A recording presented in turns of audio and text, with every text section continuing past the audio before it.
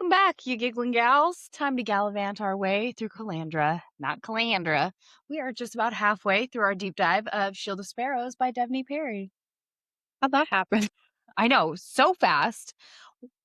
But just a warning, while we may be your giggling gal pals, we don't recommend listening to this podcast around little ears or ears that may be offended because we might say bad words and shitty things. I want you to know that Nikki texted me. She goes, yeah, I started listening. I had to stop because I was around little ears, and I started laughing. I was like, you listen to our warning. She goes, you have to. Yeah. Especially when I start talking about a why choose. Or my reverse no. harem that everyone's invited to. Yeah, it's not exclusive. It is. It's a very exclusive club. You got to be hot though. Yeah. Hotties with naughty bodies only. Don't worry. But I definitely I referenced hotties later in this episode. oh, can't wait. Can't wait. It's always about the hot. While covering this book, just so you know, there will be spoilers for the entire book and each episode. So please stop what you're doing and go back and finish the book if you haven't already. Avi. Reminder that thoughts, feelings, theories, and just things we say can evolve, change, be debunked, or just be completely off the fucking rails. Regardless, it's all for fun and not that deep. That's what she said. I have a question for you. Okay. Oh boy. Do you want to go first for fuck, marry, kill, or do you want me to go first? I'm curious. You go first. Okay. No. Fuck, marry, kill. Okay. King Cross, King Ramsay, and Banner. Okay. I'm going to. We're gonna have the same ones. No, I don't think we will. I think we will. I don't think so. I'm gonna marry Ramsay. Okay, nope, we are already different. I'm marrying Ramsay, just because I feel like he's got to look like his son. So fair, fair. Yeah, I'm gonna marry him. I'm gonna fuck Banner, and I'm gonna kill Cross because he's blonde. See, I was gonna go with marry King Cross, kill Ramsay just because he's got his militia going on. They're both suspicious, but I feel like Ramsay is a little bit more right now because he's building something. And then yeah, I'd fuck Banner and then kill Flagboy probably too, just for fun. Yeah, I'd kill him after I fucked him. You know, he's just not worthy. No, he's not. So my fuck, marry, kill. Fuck, marry, kill. The Guardian, Slade, and Xaden. I don't know why. You're a bitch. I know, yeah. I hate to say the Guardian's just too new to the party. He'd probably get 86'd. Sorry. I think I'd marry Slade and then fuck Xaden. Mm-hmm. Really tough choice though. I hate this. I would love a why choose situation for all three, but not possible. Ours is the same because there's the venom of it all for the marrying. And then, so that just would add a lot of extra stress in one's life. That's true. Are you going to birth a baby venom? Does it come out with red eyes? Does it channel from you in your womb? I don't think so because Violet didn't do that. We need the next book from Rebecca with no release date. Love it. Let's relax those shoulders, unclench those jaws, clench those clams, and begin our journey. I can't believe it. We're so close to getting you one of these days. Maybe.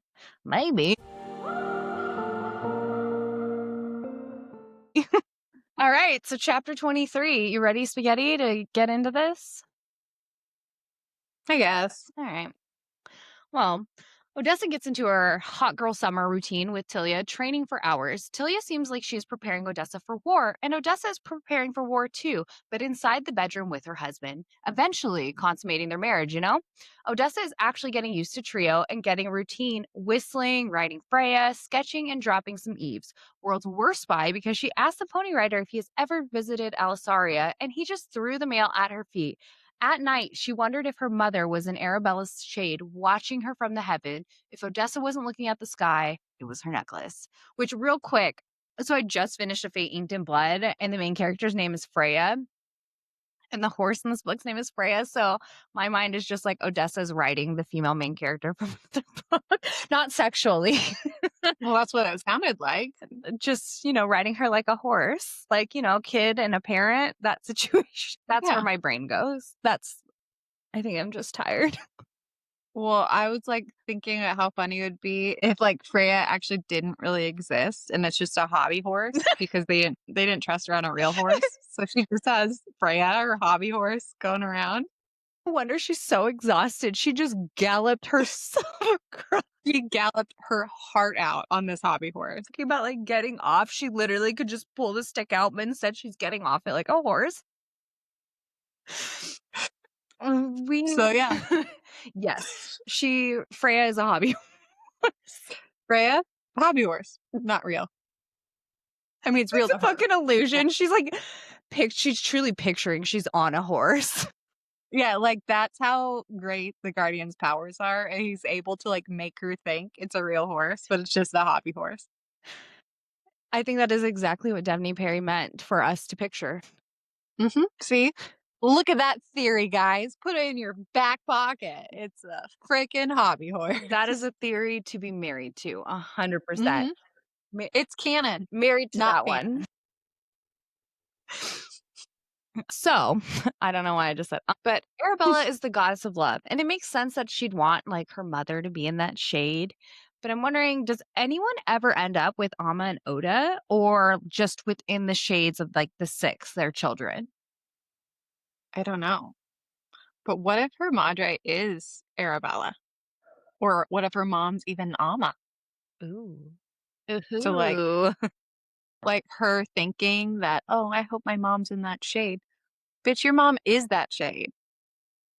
Yeah, we did learn from, the Empyrean that Violet has thoughts that she doesn't share with the reader. So who's to say Odessa isn't thinking like, hey mom, hope you're having a good time. Yeah. So there's that.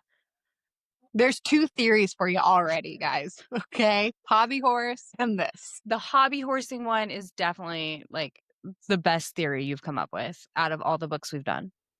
Yeah, like Theophany who? You know? Maybe she rides a hobby. All their dragons are hobby horsing dragons. I want to Google if hobby horsing dragons exist. Would it be hobby dragon? Hobby dragoning. Yeah. If not, trademark that shit. We're going to have hobby dragoning. No, we should go, and when we write in our application for FantasyCon or whatever, we should say we want to be the host of Hobby Dragoning. They're like, excuse me, what is that? Exactly. Coming to a town near you. Okay, it's up and coming. These nerds will fucking love it. And us, we are those nerds. Let's table this and have a business meeting. We'll have a business meeting about it for sure. I'm writing it down. I'll put it in my calendar. Hobby Dragoning. Discussing. So Odessa's either staring at the sky or staring at the necklace with a wing on it. It sounds to me like our girlie has a desire to fly and doesn't even know it. She needs that hobby dragon. I know. Then I kind of feel like every night she's like looking up at the stars, listening to R. Kelly. I believe I can fly. We know R. Kelly's canceled and he's a terrible person. Not in this realm. That song is solid. You can't take that song away from us. I think that she thinks that. I believe I can fly. Here, it was such a subtle line. Other nights, if the sky was too cloudy, I'd stare at my necklace, taking in the wing and the metal. So one, she's a sky slut, which we can respect because we're also sky sluts. Literally talking to you about the moon the other night. I mean, it was pretty great. I mean, I had a great view from my house. Did you have a perfect location to curse people? I did. Under the full. Naturally. And all the other hobby dragonists that I don't want to win. We curse you, Theophany. He's talking way too much about flying for it to like not be anything. I mean, the dedication, trust your wings. Page 10, I'd either fall or fly. Page 291, it was time to let her stretch her wings and fly. plus the necklace having wing, not to mention in the acknowledgement at the end of the book, Devney, I think, thanks her agent for letting her spread her wings. Okay. And then I have another there's more references in this episode alone. in this episode alone. So it's like, Bitch, you're a bird. you're a motherfucking bird. That's what the Guardian is going to say to Odessa in book 2, and that's all it is. Bitch, you're a bird. Book 3, coming out in 2 years. Birds who bitches. Birds be bitching. Not to be confused with my sister, who I call Bird as well. But, my bitch sister. Bitch bird. Bird bitch. I know, they're probably confused by that because we always just call your bitch sister. We can't switch up nicknames now. Back to it. Okay, sorry. I was going to keep going. I know. Go ahead. Too.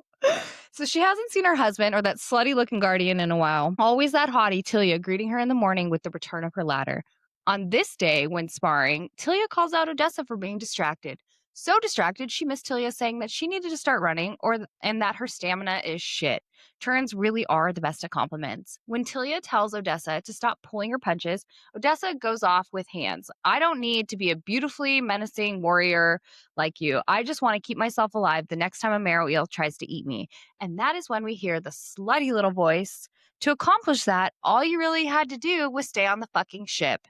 The Guardian is back and clearly looking as slutty as he sounds in a wool sweater molded to his frame, windblown hair. He was ready to get sweaty with Odessa.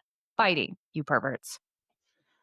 So Odessa thinks this man made me jittery. It was his powers, that buzzing, raw energy put me on edge.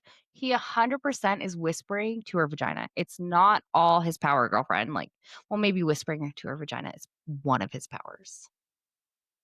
A whispering eye, if you will. That's the butthole. I know. He's whispering to her butthole. He's only into butthole pleasures. He likes both, Why choose? You stole the words right from my mouth. I saw them starting to form and I was quicker than you. Reminds me of that guy. Is it the Geico commercial with the dollars? Like, gotta be quicker than that. Yes.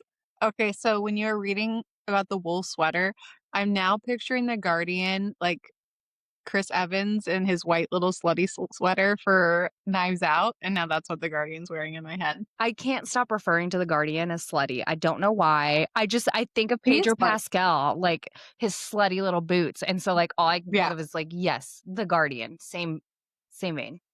Slutty little boots, or like Andrew Garfield when he puts on his slutty little glasses. Like, I feel like that is the Guardian if he ever needs to take his glasses out. That would be, but he has great eyesight, so it doesn't. So Odessa plays it cool and is like, "Where did you go?" But didn't continue with singing the song by Fort Minor. He's like, "Worried about me, my queen?" And she covers it up by being unable to spit on his grave if he was 86 from life. He's like, "Nah, I'm."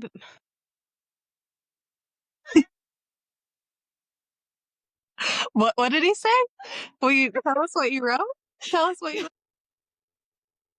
I'm baby to babysit you, baby. Totally, you nailed it. That's exactly what he said. I had an edible when I was writing this. Baby to babysit you, baby girl. Honestly, don't even know where I was going. I don't even know what you're trying to say, and I usually can speak Kylie. I can usually speak high Kylie. I can't decipher what I wrote, but he's there to babysit her. And with that, he takes off his sweater. And damn, is he whispering to her kitty cat now. She has to remind herself that he is a monster, a hottie of a monster, and a murderer. And her hoe ass is married. The Guardian knows what's happening because he hooks a finger under her chin and asks her if she needs a moment. I don't like to be touched. Literally, hand holding doesn't make sense to me. Like, I get pissed off. Like, it doesn't make sense to hold hands on a couch. Whatever. Neither here nor there. Why would you hold hands on the couch? Sometimes Ryan wants to hold my hand. I'm like, why? I'm literally next to you. On the fucking couch? Yeah, my foot can touch you or something. We can connect in that way. Like, I don't want to hold your hand. No. People hold hands at movie theaters and stuff like that, and it still just does. Yeah, when you're 12. And I didn't like it then either. But I mean, it was like, oh my God, the boy's holding my hand. But anyways, I don't like being touched. I don't like my face being touched because a sneeze across the country will make me break out. But the Guardian, that one finger, I'm so turned on by him. That one finger can make just. I couldn't even say it's so naughty. I wonder what you could do with 2 fingers to your chin. Well, did you ever hear that joke when somebody does the come here motion and then you go to them? They're like, imagine what more than one finger can make you do. No, I've never had that line used on me. No, the line is, if one finger can make you come, imagine what two can do or what more can do, something along those lines. Okay, that's a good line. Perfect missed opportunity for the Guardian, but it's okay at the moment. I don't know. I just keep on thinking the Guardian's favorite movie is definitely The Princess Bride because he fucking mocked a bow and said, "Your wish." It's like so Wesley Pirate Roberts of him, if I could talk. He wasn't mocking a bow, no sketching a bow. It was mocking a bow. Fuck the English language, by the way. After Odessa's like, no, let's fucking go, he slaps her because he literally started as she wished. She's shocked. The next one, she's able to block and she swears Daddy Guardian looks proud. As they get ready to go again, the Guardian says, spying Evangeline. Evangeline, who's a small child, actually kind of rats out the Guardian, saying that Odessa isn't clumsy. Looks like they need to teach her a thing or two about snitches get stitches. Odessa is trying to figure out who this child belongs to and if she's the Guardian's or not. He sends her off to Luella, whom she is supposed to be with. Someone gives a little whistle, and that means someone is arriving. Evangeline gets all excited and takes off to the horses. Apparently, training was done for the day because her husband has finally arrived. Shit gets weird, though, because Evangeline runs to Xavier and says, Papa! Just in that tone. In that tone? Okay, at this point, like, Xavier is her husband as she knows it. Like, can you imagine finding out that the man whom you're married to and won't sleep with you has a fucking child? Like, the whole situation would really harsh my mellow. That is definitely an edible line. It's giving like Mr. Napkin Head energy, not telling poor Cameron Diaz that he's a father. Like, that's what he did. It's rude. It is rude. Probably should tell somebody that when you marry them. Probably. But not only that, she doesn't know this, but add in the fact that she actually wants to fuck the Guardian, even though he is a beautiful, slutty little monster. Odessa's a little slore. She is a total slore. Whenever they mention, like, the whistling, I just think Jiminy Cricket every fucking time. Give a little whistle. The whistle. But I do not know how to whistle. I've tried my entire life. Armenia tried to teach me. My sister tried to teach me. Like, it's just whistling won't happen. If I do the stuck in, I can get a little bit, like, one every 50th time. You're not good at sucking. For whistling, bitch. I have a husband. I do just fine. I have a Husband. Let's talk about the husbands. I have a husband. You're just fine. He probably makes other things whistle. Good for him. Oh my God. Chapter 24. Treow was a buzzin' because Xavier and his rangers were back, reuniting with their families. Brielle was sad and homesick, and Odessa realized she didn't really miss home at all. The room got quiet because Xavier entered and was summoning Odessa over. She hadn't seen him since she found out Evangeline was his dad. Nope, was her dad. Brielle, this reminds me of home. Oh, yeah? Soldiers coming home and reuniting with their loved ones reminds you of stupid fucking flag boy? The shadow be foreign. Brielle seems like a whiny bitch to me. She is. But Brielle continuing to call her highness is just giving Odessa being like the word fetch. It just isn't going to fucking happen. No. Well, you're trying, girlfriend, but nobody wants to call you first name you. Like, no government name. No. It's like when some teachers want to be cool and they're like, no, you can call me this. Like, shut up. They're not cool. Can't sit with No. us. No. Xavier boy made some small talk, asking her what's the haps. Odessa was like, yeah, fine, but you have a daughter? That would have been nice to fucking know. He was like, yeah, might be. Also, no, I wouldn't have told you if you didn't follow her. He's trying to keep her on the down low so she doesn't have to be involved in court life. Also, her mom died in childbirth. She asked him if it's okay if she gets to know her, and he said that was A-okay. He put his hand on his heart and bowed, which is apparently what the Guardian did to the Foster. Peculiar. Is this some type of secret society handshake, form of respect situation? When you wrote that, were you thinking, Society. But like, hand on the heart, like, why are they doing that?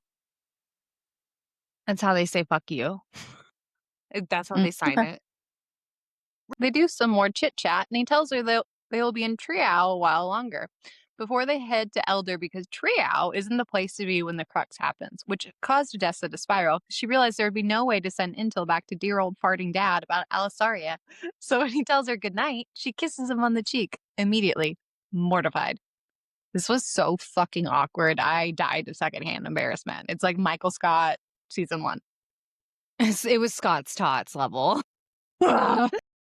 It was one of those, like, I literally had to put my book down and wash my hands to cleanse my hands of, like, or cleanse myself of something of, like, this awkwardness. It was written really awkward. Loved it. Good job, Devney, because fuck, I felt uncomfortable. I hated it. I hated every bit of it. And then, like, when she apologized and he's like, "It's okay. That's your husband." I hate it. I hate it. I'm But just then mad. it's so bad. Guess who shows up? Our favorite sexy monster boy, aka the Guardian. Actually, the man was just arrogantly laying on her bed. She tells him to get lost. He starts in on his questions and asks her where her home is, and she says, Roslo. But as of now, this charming treehouse is my home. Apparently, this pisses him off because his eyes go silver and he tells her to be careful. She says, I ain't no scaredy cat. He then asks her how many men has she bedded because she's obviously ready to hop into bed with the Xavier. But just a word of advice, he isn't a fan of desperate women, which she yells at him to get out. Final question. Did your dad send you here to spy? That was hard for me to say. She quickly says no and asks if she passed the test, and he storms out, takes the ladder, and then slams the door. So yeah, it's just a guess. She didn't pass.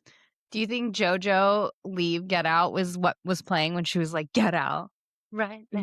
Yeah. Excellent song, though. It's the end of You and Me. You can't wait. Yeah, like, I think JoJo was Delay. definitely playing there. So the Guardian says, I think we both know something about being alone. And there's just more to this statement. And I can't wait to get to know, like, more about his history to find out what that fucking means. Mm-hmm. And I also enjoy that he keeps asking her if she's spying for Daddy Dearest, and she keeps saying no. But he knows she's lying. But he knows that she's a terrible spy and won't learn shit, so he carries on with his day. Like, obviously he's a little disappointed, though, since he slammed the door. Just, she sucks, and he knows it, and then he just lets her do it. I also think that we instead of saying, like, what's your body count, we should go back to saying, like, how many men have you bedded? I don't know that I've been asked, what's your body count in, like, 15 years. That used to be a thing. Yeah, like, before you're married, when, you know, you're hoeing around. If you choose to hoe around, we fully support that. We support all hoes. I love a good hoe. Reformed. She is a reformed hoe. I can tell you that.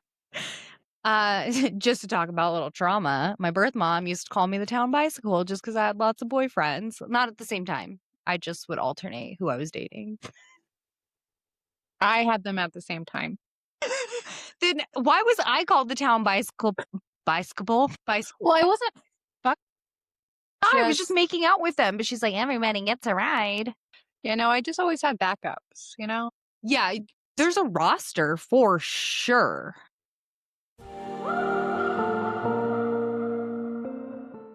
Chapter 25. Since Xavier has been back for 5 days, he has been joining Odessa on her hot girl walks. They talk about the same shit every day. It's like they've already hit platonic married couple without even consummating the marriage. Today is different. Evangeline has joined them, her husband's secret, in the words of Teresa Giudice's daughter.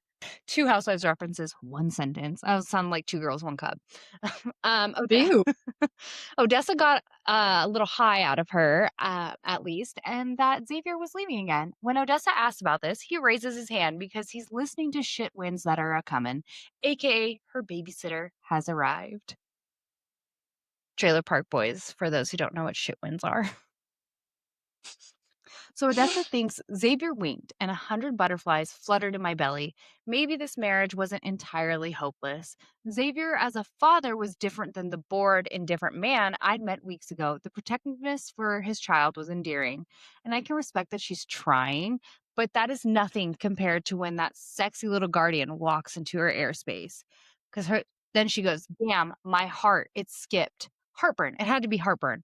The cooks had added peppers to the eggs this morning. They'd been spicy, and now I had heartburn. Girl is so hot and bothered by him, she's blaming it on fucking heartburn. Like, the differences between the men is huge. I get it. Like when you see a man be a Faja and it's just fucking hot, right? It does something to us. But the Guardian is just existing. And she's like, oh, fuck. It's not the same, girl. Not the same. I just want them to fuck. It takes a while. The Guardian doesn't even spare Odessa a glance. He just gets his buddy Xavier to go for his own hot girl walk. Baby E decides now she will start talking to Odessa. She tells her that the Guardian goes and fights sick monsters. Odessa's like, excuse me, say what? But Baby E has been caught by Luella. No more skipping lessons. Luella introduces herself to Odessa. Xavier comes back and tells them that his and Odessa's hot girl walk is over and that she should go with E-Baby and Luella. When she looked over at the Guardian, she was thinking, why so serious? Just so we have a Guardian eye color check-in, it's currently Hazel. Thank you. Walking back, she sees Brielle and asks her if she's heard any hot goss about sick monsters. Brielle's like, nah, dog, I got something better for you. I've heard nothing of monsters, she lowered her voice, but I've heard last night at the bonfire after you retired to your room. I was walking back and heard a couple of men talking. I eavesdropped that a few men have gone missing from Treow. But Brielle is also not a good spy because they stopped yapping. These bonfires, Odessa does not get an exclusive invite. I mean, her ladder's taken every night, so even if she wanted to, she couldn't. Brielle then says, Jocelyn said she heard someone talking about the king's militia. He's recruiting. Recruiting.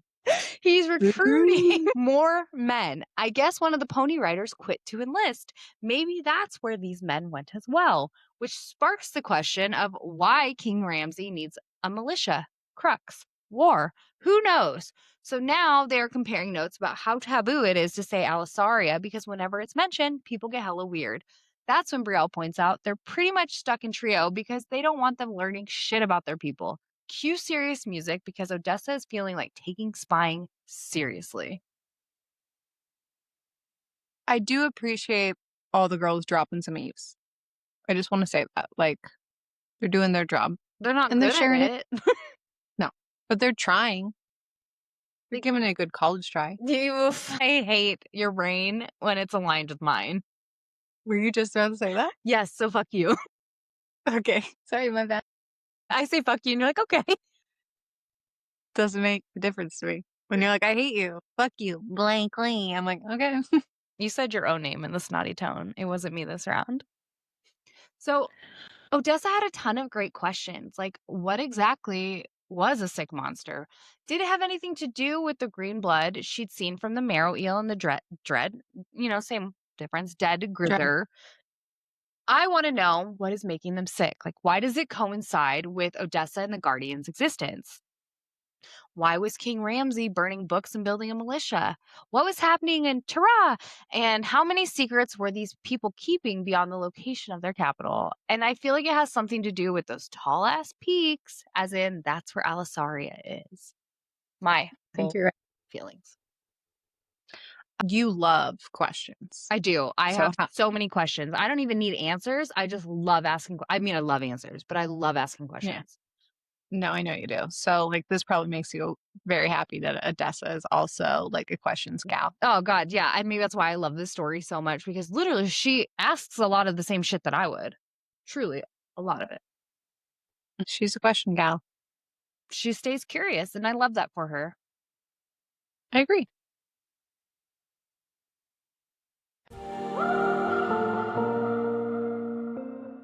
Chapter 26, Brielle and Odessa were chit-chatting about her terrible plan to sneak out. Brielle was like, this is dumb and risky, but Odessa was determined. She wanted her father's approval and didn't want to let him down. She truly believes that he wasn't a murderer or a conqueror, and he had a good reason for him sending troops to Tara. Ruin for me. Odessa. I literally can't say Tara normally. You can't say Tara and it's Treow. Like, that's just how it is. I just feel like Odessa, I don't feel like you fully know your dad, gal. She doesn't know shit. She's been so secluded. Yeah, they isolated that bitch. That gray bitch with her brown hair. Mm-hmm. Smelly brown hair. She was a smelly Icky gray brown hair. bitch. Poor thing. Oh, she's the smelly kid in the castle. Nobody wants to be the smelly kid in the No castle. wonder she's such a loner. They're like so stinky. So her dad has some plans.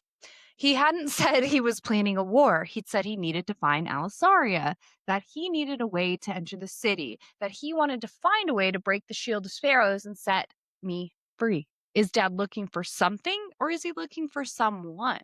And that the question of the hour. Is it mommy dearest? I think it is Mommy Dearest. What if she's Yeah, got a secret? was that last episode that we said that? Which was Yeah. 2 days ago for us? Yeah. Okay. Maybe she's got a secret sibling and he's trying to find them.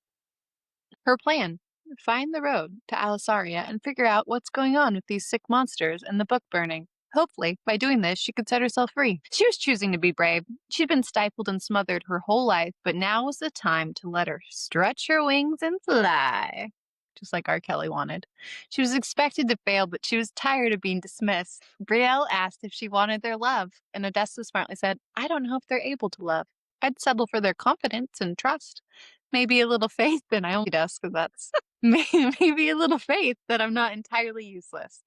Brielle tells her, for what it's worth, I don't think you're useless or a failure, and I trust you.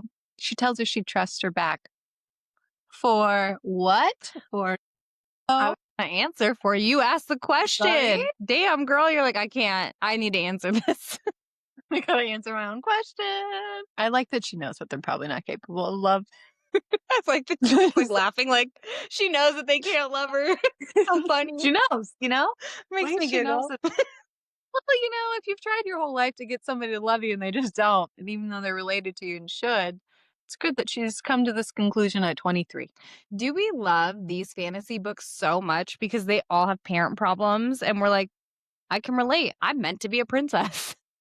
Yes. I'm like, I knew I was special. Eventually I'm going to be swept into one of these other worlds and become the queen I deserve to be One day. when I die. When I see like the road to Alisaria, I can't be the only one that thinks of like the No, I bitch think about it. Terabithia every time. I think every time. I'm glad I'm not alone and that we're the same fucking person. But completely different at the same time. Yes, very. Makes no sense, but all the sense. Every one of them. All the bits and all the tids. I guess all the important feet. Did you just say all the bits and all the things? That is something else we have in common. I guess all the important beeps had taken off about 4 days or so ago. Sorry. It's not funny. So now was the perfect time, as any, to head out. The plan was for Brielle to tell people she was sick because her cycle had arrived. So she was going to hitchhike using the supply wagon. Brielle asked the supply man if her lady maid could ride with him. Nope. Yep. Ride with him to Ashmore. He shockingly agreed. We did learn that she taught herself how to use a crossbow, which I love that for her. If she can use one, I can too. I really would love to do archery. I think it would be so fun. I have a crossbow underneath my bed. Your husband hunts. Mine does not. So Okay. they're just not. He hasn't used that crossbow in all 15 years we've been together. He just shoots with guns. Loser. Dork. Okay. Could never be a cat. Odessa is lucky that it wasn't a wagon with free candy written on the side. Like, this girl has no sense of stranger danger, like, at all. What No. windowless van would lure you in? Like, if a windowless van had ARC copies of ACOTAR 6, I would definitely go for that van. Or then Rebecca's finished copy of the next book before 2 months before everyone else so that we could get a head start. Yes, ARC copies of all your favorite books here. Lure me in. Or like if you look in and you just see like stacks of money. Yeah, I guess Yeah. that too. That before books would probably be cooler, but Yeah. because I need to have money to buy all those books. Right. Not that this van would really kidnap you, but you know, just curious what van you'd go for. Yeah, it wouldn't take a lot. Become a queen. Just sit in this van. Cool. Done. Done. Say less. To finally make it to Ashmore. By the way, when we say Ashmore, it always reminds me of that place in Oregon. Is it Ashland? The shakes where they have the Shakespeare Festival. Oh, wow. I think of Asher Roth. Asher, baby. Okay, can we talk about Asher Roth and how great he is? And that first album was wonderful. So, anyways, they make it to Ashmore. She signed the 8 and thanked them for making it, I guess. She started walking, but heard a sexy little laugh that she knew quite well. The Guardian was talking to a beautiful lady, and he was laughing. Jelly Belly feels start creeping in. She continues to the inn and asks if they have any rooms available. He says yes, and then gives her the key. She mutters to herself that it was a horrible idea. Agreed, said the Guardian, who stood in the center of the room with his arms crossed. He was livid. Hello, my queen. Busted. I'd poop my pants. I will be purchasing you some Oops, I Crap My Pants, which I think about that skit from 90s SNL more than I should. Mhm. Whenever adults that are mentioned like pooping their pants, I think they need Oops, I Crap My Pants. Yeah. The 90s SNL was a great time. RIP to the good days.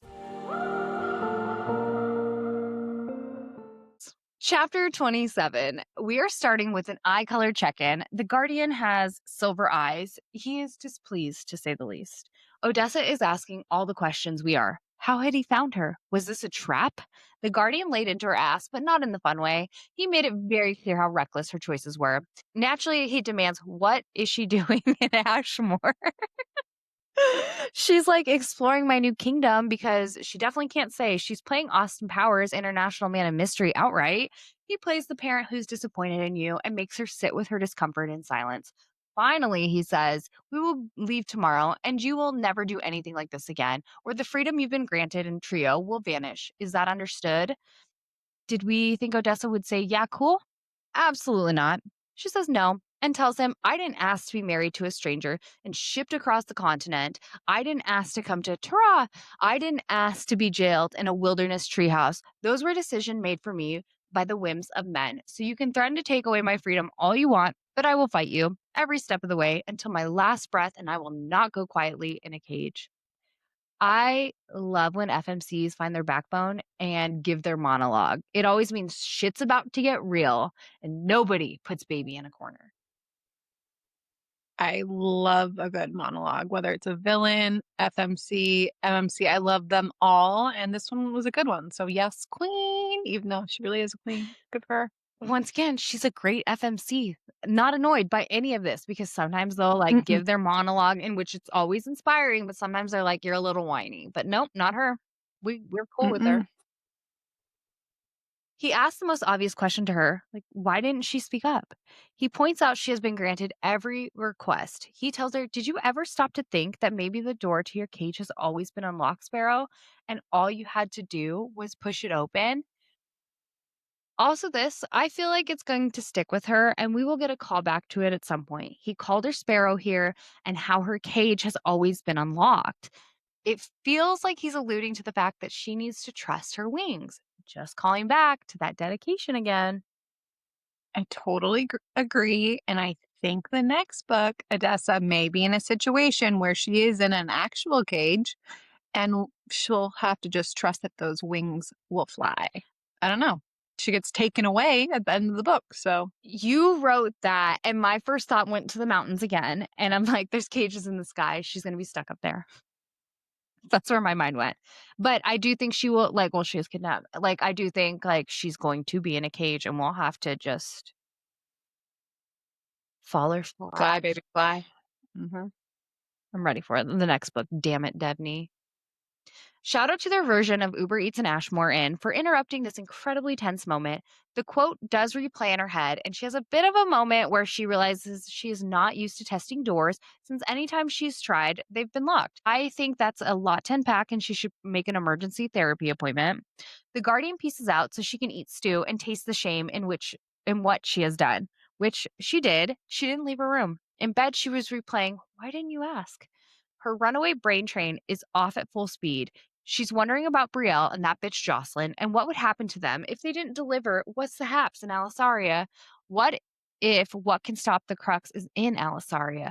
What if good old dad wasn't telling her the truth? Her dad was very suspicious with his treaties can be broken. Odessa, remember that. It's giving Allison Dubois know that from Real Housewives of Beverly Hills. It is. Yeah.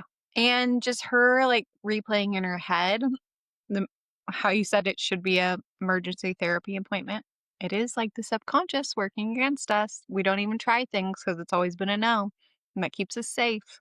Everybody should have therapy. I stand by. We should all be born with a therapist, Odessa included. The Guardian needs it too. Yeah, he's got a lot to I'm unpack. going to give them Gloria's number. The brakes are pumped on her runaway brain by the Guardian taking the pillow. It's pretty fair that she has the bed and he gets the pillow. Odessa's pissed he's staying in her room, but that secretly she is just in heat around him. She asks how he found her, and he tells her how there is only one in there. How there's only one in there in Ashmore.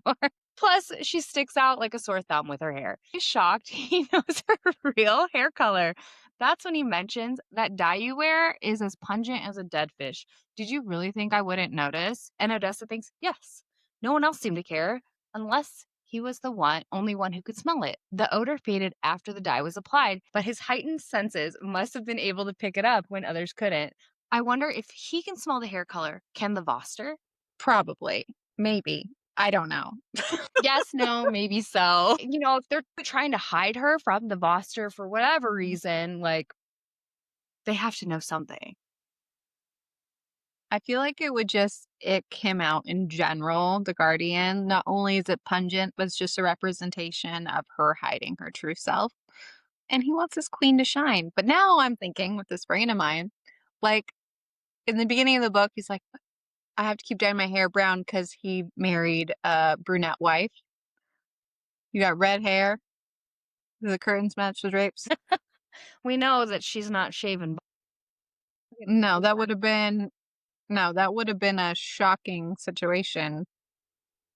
They were like, whoa, I didn't sign up for this. So just something to ponder. I got questions. That's a really valid point. Thank you. The Guardian asks her why she came to Ashmore, and she asks his real name. Neither is spilling the beans. He tells her goodnight, my queen, while she hopes her snoring keeps him awake. Odessa is in heat, and deep down, she fucking loves this, and you know it. She just wants to bang it out, whether she wants to admit it or not. Well, I mean, she doesn't want to be like a slutter bucket. It's not her husband. I respect that, but it's okay, Odessa. Also, be a hoe. Be a hoe. the show. That girl is a hoe. Oh, show. Oh, show. Chapter 28. Little chapsters. A little chappy chap. Always makes me think of Napster every time. Same. And why is it that millennials can't help ourselves that if something reminds us of something, like pop culture wise, we have to say it? We're all nostalgic. All of us. Yeah. We are. We're like, this lyric, this pop culture moment, we have to tell you. This reminds me of Lord of the Rings. You need to know. Right? I see nothing wrong here. No. The superior generation. She woke up to a note from the Guardian telling her, I have business to finish before we leave. Don't wander far. I'm sorry. I used to have a manager at Little Caesars that would say he has a business meeting and he would go and take a shit. And so yeah, Odessa needs to poop. Sorry. Or the Guardian. Yeah. But Odessa might need to poop. She wasn't pooping with him in there. They partner pooped. They went at the same time. No. Okay. There is bathrooms that were the toilets, you make eye contact. I know. I would fucking never. No, God, no. Never. What a weird concept. Who does that? I don't understand it. I no. That's not how their bathrooms are at Treow. They don't have partner. There's no partner. She notices he has excellent penmanship. Regal, even. Little skin of a foreshadow. I was trying to say it straight. When I wrote that yesterday, I was laughing at myself. Do you want a foreskin story? I don't know. It's an educational podcast, so okay. maybe. So I did circumcise my son, as people know, and as people know.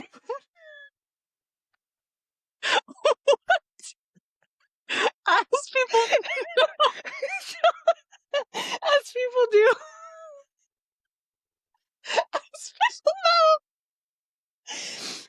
my son got circumcised and he was the bleeder. And they put a little foam on the tip of his penis. Like, we're still in the hospital right after birth. And the foam was like a nude color and it fell off. And I thought the tip of my kid's penis fell off. So we were calling like the nurse. Not just me. Ryan was panicking too. We thought it just fell no off. tip. But yeah, no, it turns out it was just the foam. My kid's fine. Well, my kid was in the NICU, so they couldn't do the circumcision right away, and I had to come back and have that shit happen. Hated that. Yeah, so a little skin of 4. Sorry. There's just a little skin of 4 that was dropped in, a little tip in a bit.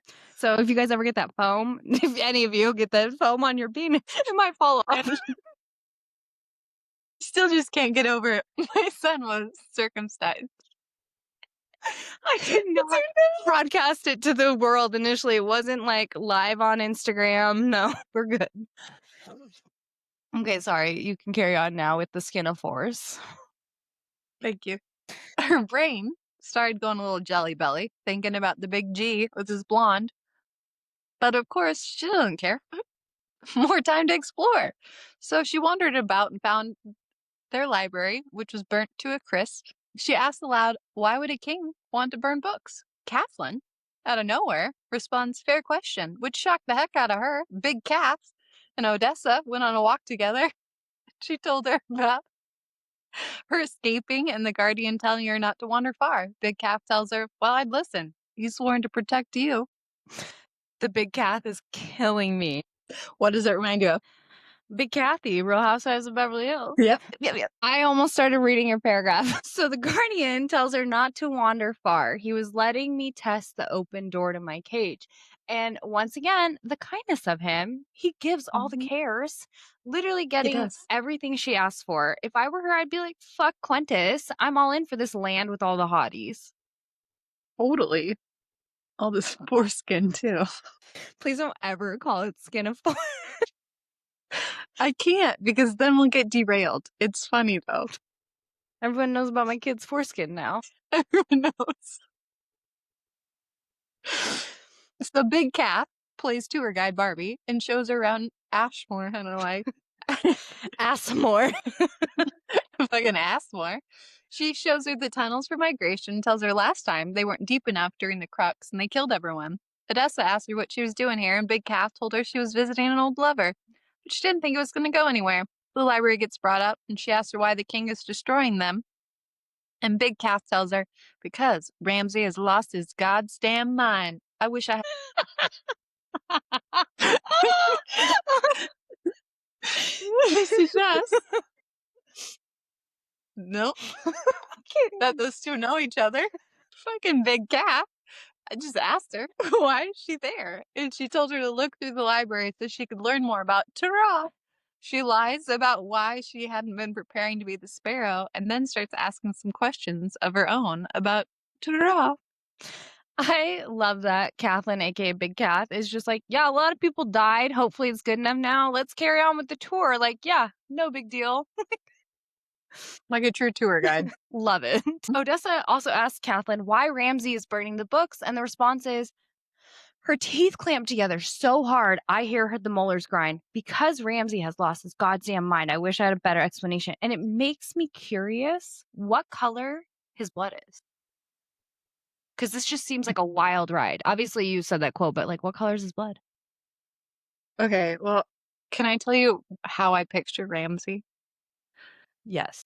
It makes no. Okay, have you seen DuckTales, Legends of the... It's been a minute. In the beginning, I'm just going to have to show you a picture. It's like the bad guy in that is how I picture King Ramsay. This is your fan cast? This is my fan cast. I'm gonna put that up. So Big Cath tells her how Treow is set up and how the city folks seem to forget where they get their lumber, as does the king. They used to have army people protect the towns without mountains or rivers, but they no longer do. The king withdrew his protection, and the villagers do their best to fill the gap. Big Cath thinks that the king wants people to move to the cities. Odessa asks her if he wants them in the cities to be safe or to be watched. All of a sudden, clinking bells start going off. Warning bells. Big Cath tells her to run for the inn. She hears clicking noises, and she knows instantly there are Bariwolves in Ashmore. It is brought up the last few years, Treow has been in a drought, and I don't know why, but I can't help but wonder if this was a man-made drought. Is there something happening in the soil of Treow causing things to no longer grow? Magic? Poison? I think these are very valid questions. I feel like it has something to do with the Guardian and something to do with Odessa. Their Mm-hmm. existence. 3 years ago, that's when the Guardian, right? That's when they started hearing about the Guardian. And in the last few years, Tara has been in a drought. Oh my gosh, what if Why? he stole all the power, like all the power from the land was put into him, and so that's why shit's not growing. Who knows? Who knows? Odessa says, does he want them to move to the cities to be safe or watched? Catherine responds with smart girl, and I am so upset that their conversation gets cut short because that damn beacon for monsters, Odessa, is there. She is. She's a beacon. I mentioned beacons She twice. is. Beacon. She's got a beacon. They're just like so obsessed with her, it's embarrassing. Mariah Carey Like, Obsessed is playing every time she encounters a monster. mm-hmm. Chapter 29. So I read this chapter in a horror tone, and seriously, this would be a really great horror series. The clicks in rapid succession, so fast they blended with one another as they ricocheted off buildings, doubling and tripling with every echo. It was 10 times louder than it had been the night in the plains, 10 times more terrifying. Perfect start to a horror scene, if you ask me. It honestly does feel a little like Quiet Place-esque. Like I half expected Jim, aka John Krasinski, to come out and yell cut in the middle of it, you know? Like I get it. This whole chapter is a horror scene. It will be really good when it's on our television screen. 100%. Kathleen shouted at Odessa to get in the inn, so they ran. People were screaming, roars be roaring. They were getting close when a lady took a tumble. She had a limp, and there was a Bariwolf on the street. They skidded to a halt, and Odessa got to look at the Bariwolf for the first time. Its face resembled that of a wolf. Its snout was sleek, its ears pointed and alert. Its fur was so black, so glossy, it shone blue when it was caught in the sun when it caught the sunlight. But where the front half of the monster was hauntingly beautiful, its back half sent a shiver down her spine. It was smaller than a full-size horse, but not by much. Its fur stopped halfway down the Beowulf's backbone, revealing scales that tapered to needle-like points. The white claws on all 4 feet were massive, each bigger than my whole hand. One swipe of its paw and it could shred a person to ribbons, and it had a row of long, vicious teeth. Odessa could not leave the gimp to the monster. After Catherine was just about at the end, she whistled and caught the Beowulf's attention. The cripple made it to safety, and now it was Odessa's turn. Except not so fast. There was another one behind her. This one was a one-eyed bandit, but just like the bus hitting Regina George, the Guardian plowed into its side. The Guardian cut off half of a face of another one, then yelled at Odessa to go. Even just writing this, I'm so stressed out. This part was so stressful. I love it, but my God, it's so thrilling. I felt like the Guardian had some serious like Strider energy during this fight. Like just I really that's like what your I think. face, like your grr face. Thanks. Can we go back to the hauntingly beautiful? I was just thinking, and I know we've talked about it, but the middle child Scorpios made these monsters on purpose to be beautiful. Right. And the fact that she notices that they're beautiful every time, maybe it's not, I do think that she has some god in her or goddess. A little bit of monster in her. She wants monster in her, okay? But I just feel like her noticing that they're beautiful. Yes, like calls to like, so she could be like made, but I think it's more she comes from the makers. I will agree with that. And monsters are generally scary. They may be still beautiful, but if they're like mostly scary, people are going to reference them as that. But she always makes sure to call them beautiful Every time. every time. And she's so drawn to them. Like she wants to see them every time. She's a monster beacon. The one-eyed Beowulf clicked for help from others, its own warning beacon of Gondor, but for guys. Bad guys. Went to the Bad beacon dice. and Lord of the Rings. Odessa was pounding on the door while the Guardian fought the monster still. 9 Beowulfs answered and were ready to fight. Odessa and Catelyn made it into safety. Odessa peeks out the window, wrong peek, and sees the Beowulf on the tavern porch. She gets her knives out, but the blonde in the bar gets her attention to the crossbow that is hung. Odessa gets the whip. Odessa gets the weapon and risks a look at the glass, and the Beowulf stares back. She gets ready with the crossbow, but nothing happens until it does. Just not at the window she expected. It was the one beside Catelyn, but the Beowulf got the blonde instead. Odessa got the Beowulf in the chest with the crossbow, but it wasn't enough. They run upstairs into the blonde woman's apartment. Odessa peeks out the window and sees 5 Beowulfs removed from their live status, and the Guardian battling 3 and wasn't doing so hot. Odessa gets on the sketch-ass balcony with the crossbow and starts assisting the Guardian. She got one in the hind leg, and the Guardian took the kill. She missed another. She went to get the one-eyed bandit, blinked, and it was gone. The Guardian did it. Yay. Hasn't killed them. So Odessa goes to get off the balcony when the thing collapses. She grabs the railing and is dangling, but she knows that she's got a weak handshake, so she has to let go.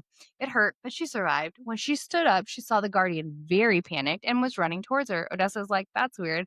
But turns out the Beowulf from inside was running at her. The Guardian gets that bad boy in the head with his sword, and guess what color its blood was? Green. The Guardian saved her life again. And I mean, he is sworn to protect her. So our girl clearly needs to work on her upper body strength routine, but shout out to her for the assist to the Guardian. She's becoming a little warrior in her own right. She really is. So proud. We're proud of you, girl. The Guardian looked pretty roughed up, but I mean, he did just kill a bunch of Beowulfs. He was pissed though. The silver in his eyes swirled so fast, so dark, they were like storm clouds streaked with lightning. Odessa still held the crossbow, and the tip happened to be digging into his vest. He dared her to do it and to look at him. She did, and who she saw was not the guy whom sexual tension was building with for weeks. She was seeing a monster. At that moment, Catelyn busted in, and the Guardian took that as his out. This is giving Mr. and Mrs. Smith when they're telling the other one to shoot each other.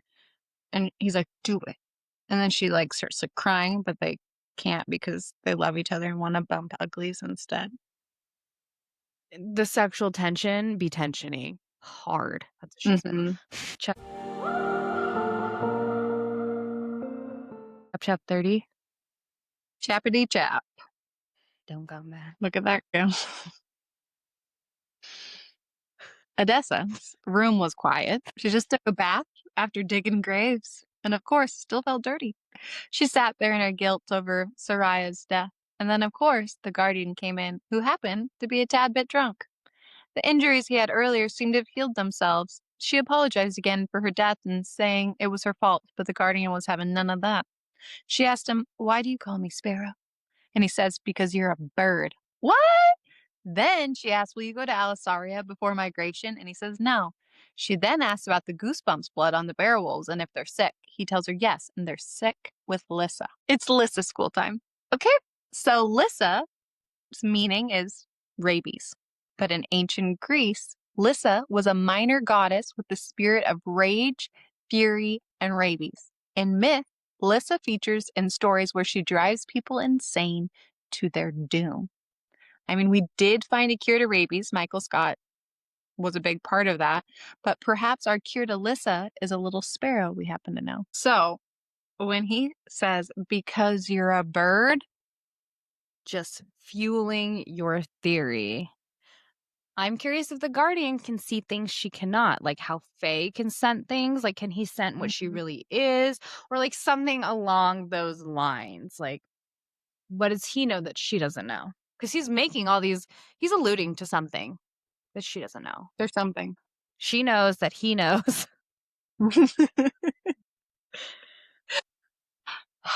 And then I just thought about when Margot in the beginning says you're stronger than you realize. What did she know? They know. They know what she doesn't know, but she should know. So all she needs to do is show him her bra, and he can't handle it. Can't handle bra. He's afraid of him. Do they even have bras or do they wear chemise? I don't know. I'm only saying that because I learned how to say the word correctly. It, it's still chemist in my brain. God bless Google. How did we survive without Google and knowing how to pronounce things? You'd buy encyclopedias. So On that note, that's the episode. So thanks for tuning in and joining us as we continue through the world of Calandra. We have new episodes every Wednesday. If you loved the podcast, please share to your stories and tag us. We'd love it. don't forget to follow us on social medias. And Avi, we love it when you write us reviews. All links are in our info, you giggling gal pals. Check you later, GGPs. Peace, little bees.